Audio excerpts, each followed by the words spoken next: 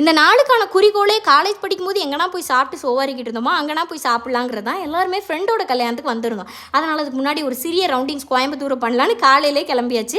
அது என்னமோ ஃப்ரெண்ட்ஸோடு இருக்கும்போது நான் கடவுள்கிட்ட வேண்டுற 108 கவலைகளும் எனக்கு காணாமல் போயிடுது. காலேஜ் முடிச்சே 10 வருஷம் ஆனாலும் மனதளவில் குழந்தையாக மன நிம்மதியாக அங்கே எல்லாரும் சுற்றிக்கிட்டு இருந்தோம். அப்புறம் இந்த அன்னப்பூர்னால கீ தோசையும் ரோஸ் மில்க்கும் எம்மா என்ன டேஸ்ட்டு, பல வருஷம் கழித்து சாப்பிட்றதுனால என்னமோ அப்படியே அமிர்தமாக இருந்துச்சு. அப்புறம் நாங்கள் காலேஜ்லேருந்தே ஒரே செட் அடையங்கப்பா 10 பேர் கொண்ட குழு மாதிரி தான் சுற்றிக்கிட்டு இருப்போம். எங்களுக்குள்ளே ஒரே கேள்வி தான், நம்ம திருப்பி அந்த டேஸ்க்குனா போக முடியாதுல்ல, அது முடிஞ்சு போயிட்டுல வயசாயிட்டுலன்னு. பட் இப்போ நாங்கள் எவ்வளோ தூரமாக தள்ளி தள்ளி இருந்தாலும் எங்கள் இடக்குள்ளே இருக்கிற நட்பு இன்னும் அழகாக அப்படியே தான் இருக்குதுங்கிறது தான் ஒரு சந்தோஷமான செய்தி.